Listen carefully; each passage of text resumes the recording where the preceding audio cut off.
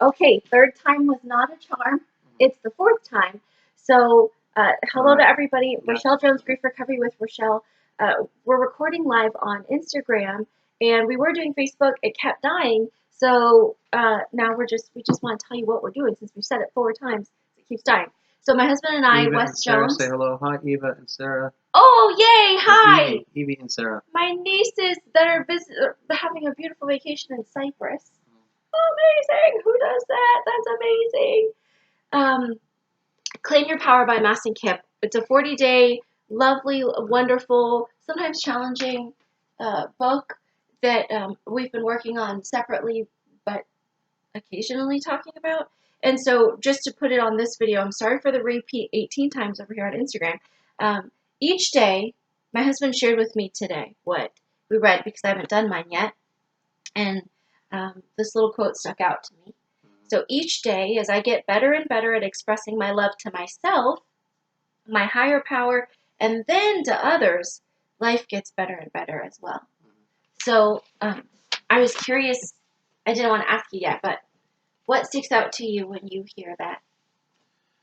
I think most recently, kind of diving into this book and then stuff that I've learned already that I knew but wasn't really practicing. Something about this book is this guy really connects.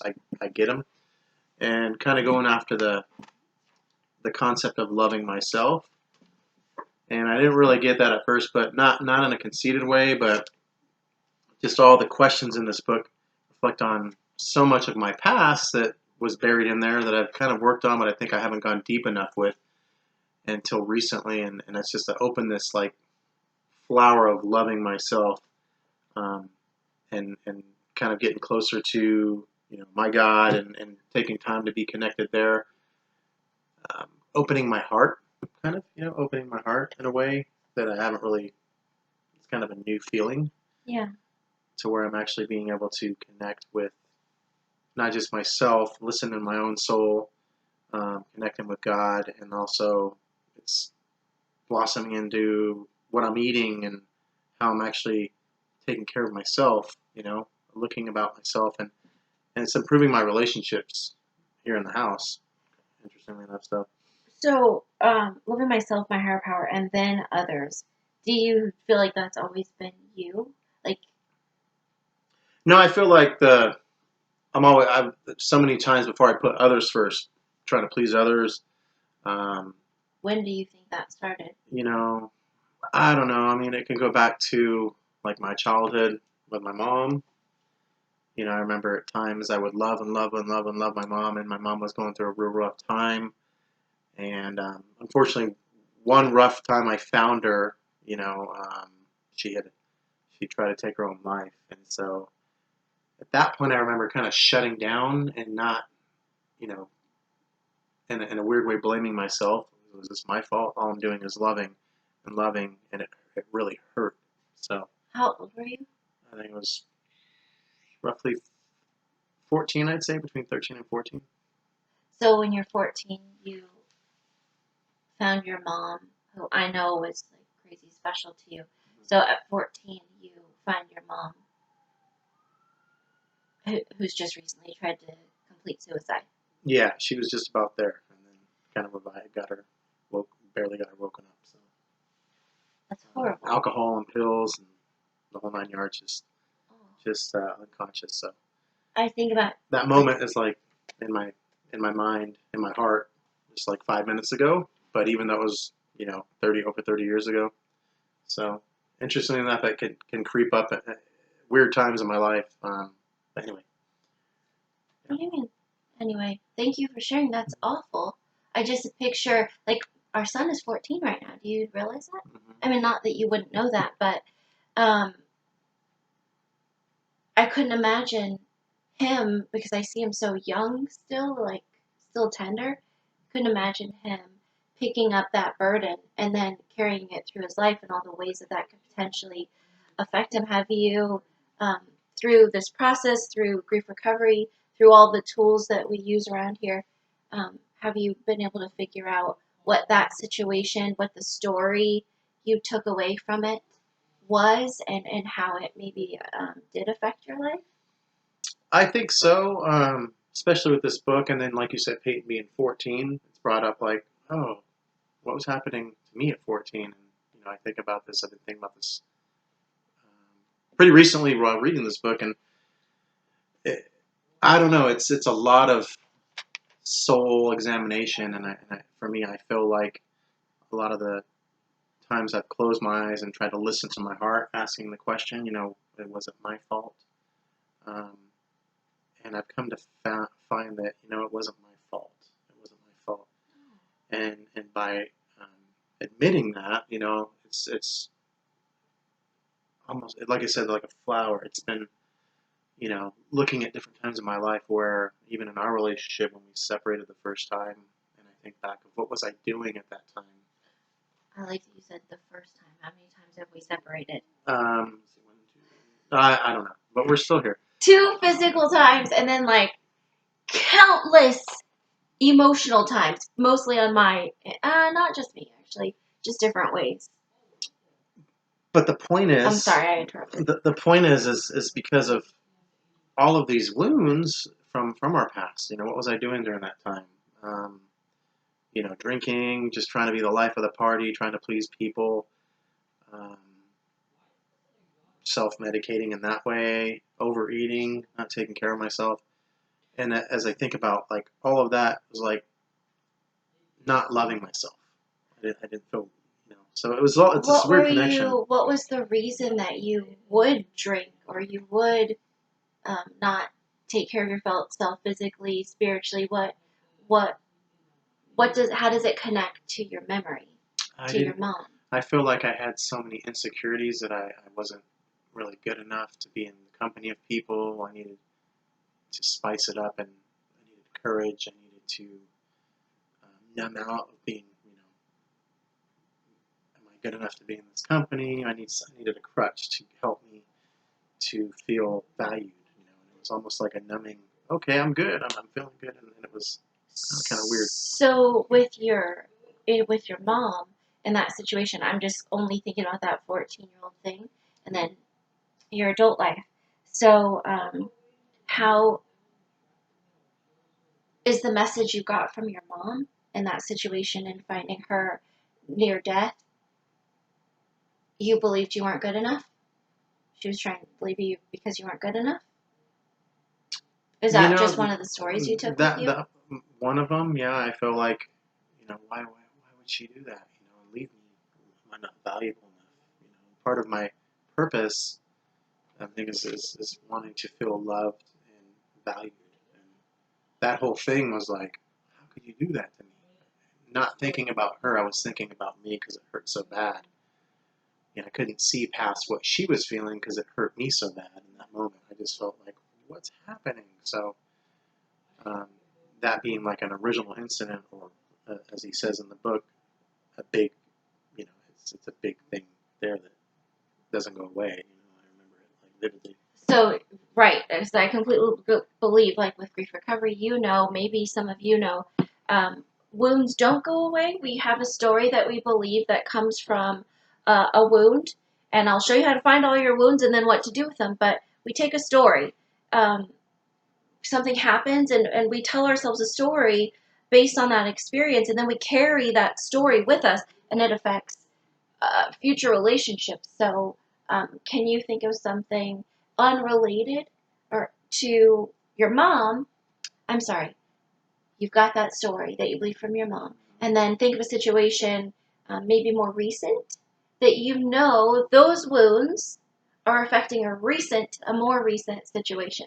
Can you think of anything like that? I think maybe just, well, not maybe, but pretty very very connected is like when we have issues or something, and I hear, you're voicing a concern um, that's really not deliberate in a rough manner. You're just communicating, and I a lot of times take it as I hear, oh, I'm just not good enough, and then I get defensive, and then it goes into something that doesn't need to go. It's so much bigger. Or, thinking even back to our first separation where you said I can't do, I was choosing, I didn't feel, I felt like, well, I'm not good enough. I can't. When you say I can't do this anymore, based on my pattern of numbing out and those kinds of things, protecting yourself. Well, I'm just not good enough, and that's like what I would hear.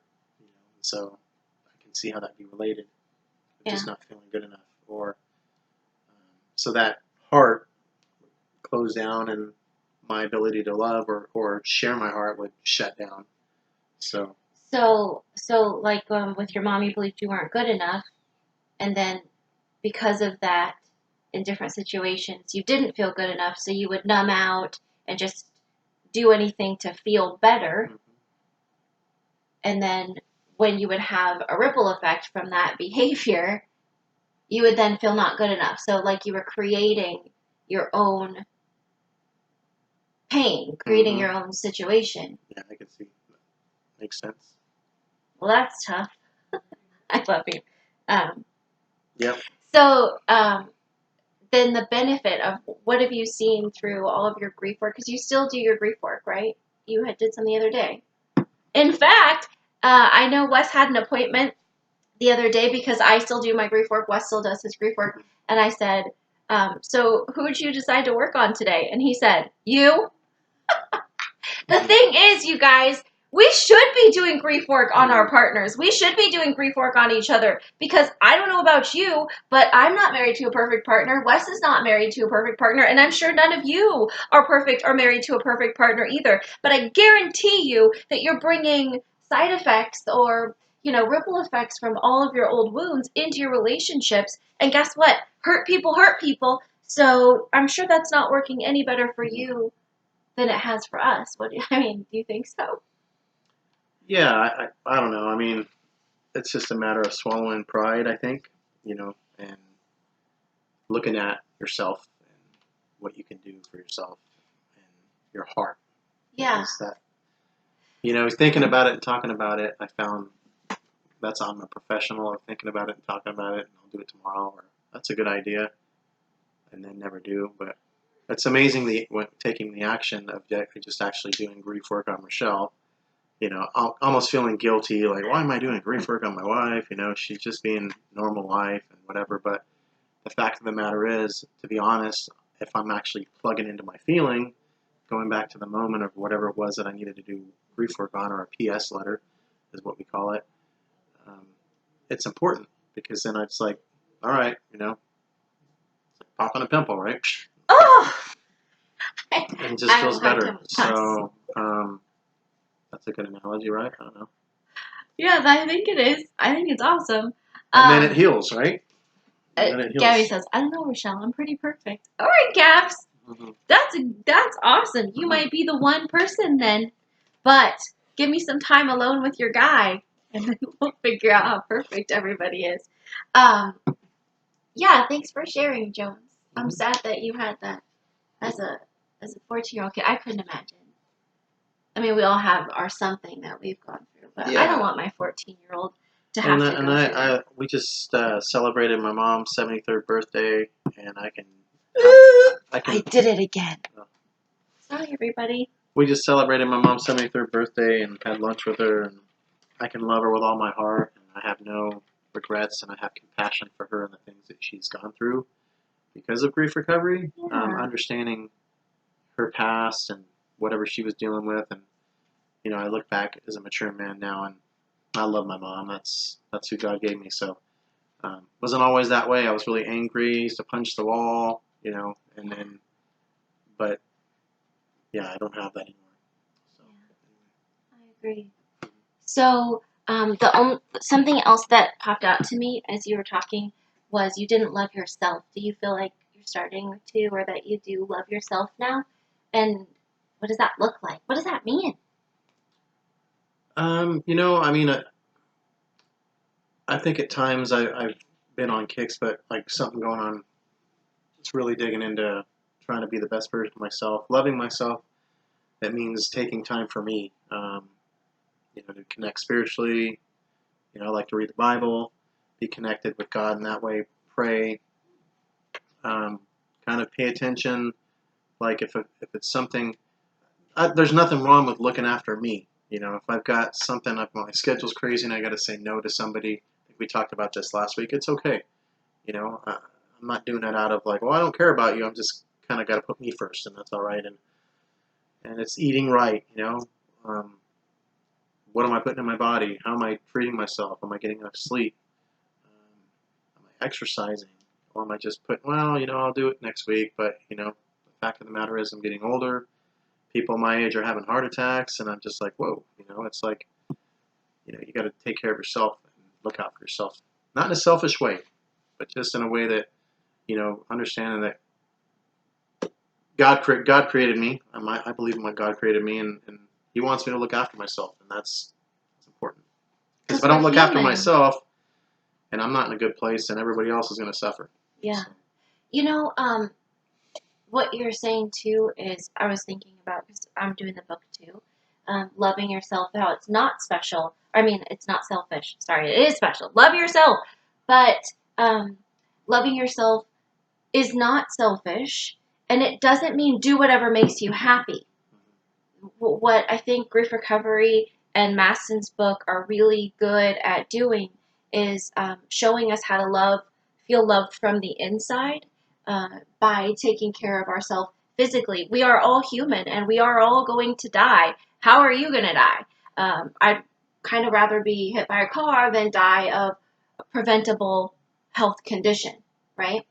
I don't know if I'd rather be hit by a car, but that sounds painful. I don't know. Well, it Yeah. does sound painful, but I'm going to die anyway. I guess if it hits you hard enough, it wouldn't be. You wouldn't know it. But the thing is, I don't want to, because I speak with so many people, I work with so many people who are so angry and so upset at this person because it was preventable, or maybe it was preventable. Maybe they got the condition, okay, whatever, but then the person didn't take care of themselves, or they didn't fight, or they didn't get enough help, or they didn't get enough care. There's always something, and they're allowed to feel those things, and still, I will show people how to walk through that too. But um, yeah, I just want to make sure I only have one body. If I'm not healthy, I can't help you. I can't help them. And I'm not going to serve you well. I'm not going to be kind. I mean, I'm going to be like grumpy and frumpy, and which doesn't help connection, right? Aren't we all after connection? We have to connect with ourselves. We have to connect with our higher power or whatever spiritual beliefs you have, and then we need to connect with another human of some kind, right? I mean, there's all kinds of psychology out there about just basic high school psychology about you got to have human connection. You can't just be like, it's all about me and then live under the stairs and never see another human. You've got to have human connection. And just being in someone's presence isn't really necessarily enough. You need to know how to connect hearts. Would you say, did you know how to connect hearts before all this work, this personal work? No. It was all like just checklist. Hey, what am I going to do today? Honey-do list. Did I make money to pay the what bills? needs to be done? And there's a whole other element of relationships that, I don't know about other guys, but it was kind of to be vulnerable with, my friend, my closest partner here. Which hasn't been so for like it'd be up down up down up down so fast. I think the longest we could go is 2 weeks. Or like I think two one time we days went maybe. 3 weeks. No, No, seriously, I'm not kidding. One time we went 3 weeks, and I was thinking, oh my gosh, what's happening? It's coming around the corner, right? It just connection wasn't good. Well, God, and we've been married for 21 years, guys, and we dated for 2 years 22. before that. We got married So at 19. we've been together for a really long time. We've experienced a boatload of crap, and great, but crap. And I don't even want to say it's been equal parts, but that's my perspective. I don't know what you're. I don't know. I just feel like. What's like, ow. Sorry. No. I'm not sorry. That's my truth. No. It's all good to reflect that how important it is to, if you can't love yourself, how on earth are you supposed to love somebody else? But love yourself doesn't mean just go do whatever makes you happy, because that's seeking something on the outside to fill you with love, when really you need to fill yourself from within, which is what I will show you how to do. This weekend she's got a class. She's got some slots left, and it's like basically free. You got to register today. Was it like $50 for the book and the room class, or whatever? The 2-day workshops are $695. I think that's a beautiful investment in yourself for lifelong lasting tools that you can use again and again and again. But this weekend is $55. This is the only weekend that will ever happen. Only weekend it will ever happen. I had specific reasons for making that happen in the first place. It will never happen again. So if you've been wanting to take a class, a 2-day workshop can work for you this weekend. Dude, you're right. You're totally right. $55. But you know what I was thinking? Well, how long has this been going? That's okay. So it's been going a while. Okay, but you know what I was just thinking? What? Emotional connection in a relationship ultimately leads to better what? Conversations. That is your first thought? That I did not see that coming. that leads to, cuddling, I guess. I did not see that coming. I Don't- completely don't- expected you to say something else. Don't embarrass me. We're alive. Better sex. I'm just going to say it. I'm going to put it out there. From the girl who's been abused and whatever and was like shut down, I can tell you that healing your own personal wounds and your partner healing whatever wounds they have or that they've brought into the relationship or that they picked up since the relationship, and then really going after it creates a heart connection. For me, that is really good. I don't know. I'm just saying. So, yep. And if you're looking for sex to fill you up, that's also something that's not going to work. Because what happens? That ends and you need another time and another time. So what if you were filled from the inside and then that just got to be icing on the cake? We want a bunch of icing, a bunch of fun stuff, sprinkles and icing and ice cream and pizza, right? Those are all just fun extras to what's already been filled from the inside. Does that make sense? So you're my sprinkles? Maybe I should call you that. That's a cute name. Okay, we should go. All right, Sprinkles and I are gonna go, everybody. So, do you mind? Yeah. Shout out to Charlie and Kelly Nave Look at you. doing the Arbonne stuff. Down 11 pounds. Feeling great. Loving myself. Anyways. Any step toward a healthier direction, yeah. Yeah. Check out Kelly Nave's page for Arbonne info. It's good stuff. Protein powders, all that. Okay, everybody, thanks for that. What's that called? A shout out? Shout out. No, it's called something else. Holla.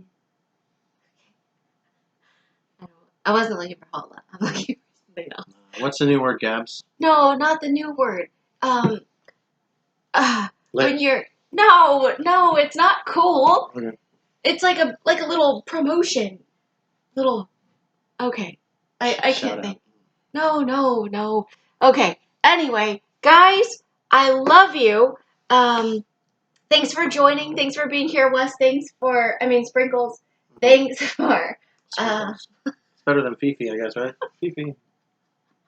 that's a whole nother story. So thank you for being here and letting me pick your heart. Not your brain, because it's not your brain, right? It's your heart.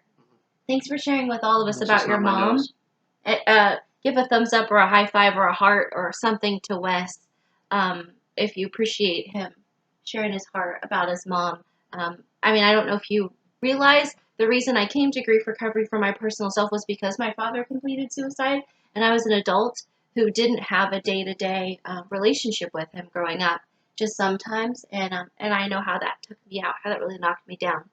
But this isn't about death. It's about emotional wounds, and they come from all different sources. I bet most of you are having emotional wounds pop up because summer's ending. You're going back to school. Kids are going to college. What's happening? Kids are growing. Maybe it's their final year of high school. Maybe it's their first year of kindergarten, and that's hurting you, isn't it? So the tools I teach help you complete one experience, which is summer break, and be ready to receive the next experience. Right? It's about emotional completion and then preparation.